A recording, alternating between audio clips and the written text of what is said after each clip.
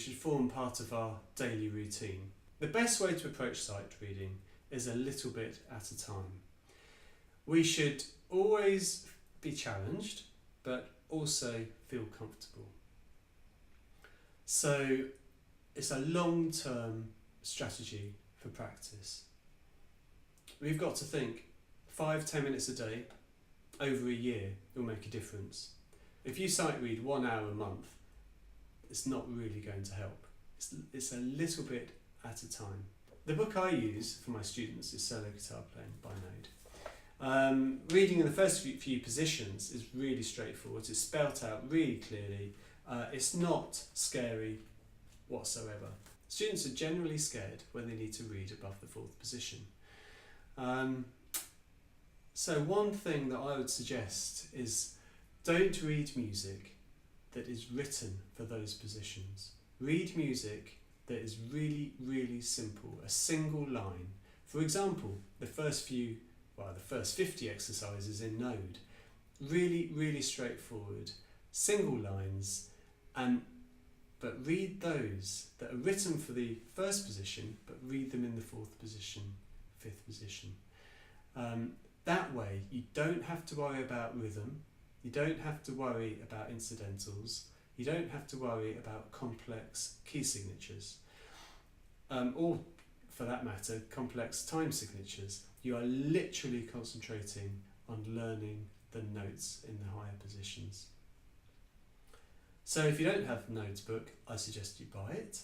And then literally we need to find patterns within the guitar to relate the notes up here with the notes we already know.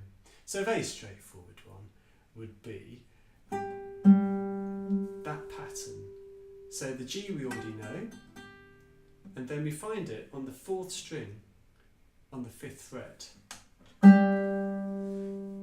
That's fine, magic. So let's say I want to play A up here somewhere on the 4th string. I just slide it up. So this finger plays the A, and there it is. There's A. And then lo and behold, there it is again. It's got another pattern. We can do exactly the same with the middle strings. So on the 4th string we've got an E there, on the 2nd fret.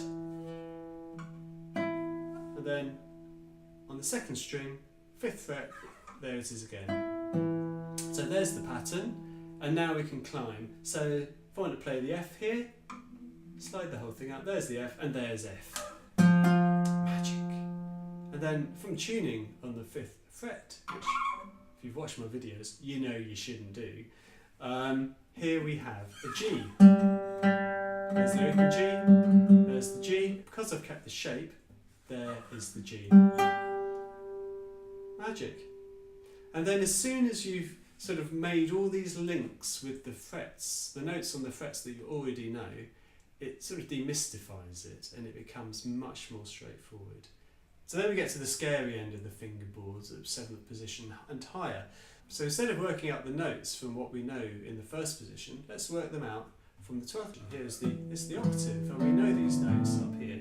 So E, A, D, exactly the same as open strings, but an octave higher. So you can find a note here, for example, in E, and then there's the shape.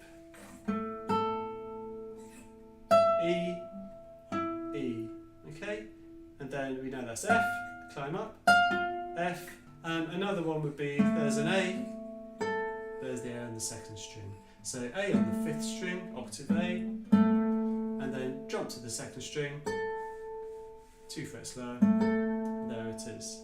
Find your own patterns, link it with the notes you already know, and it will really demystify these notes hidden up here for sight reading. Then all we have to do is tackle where those notes are on the stave, but that's another issue which we'll deal with later.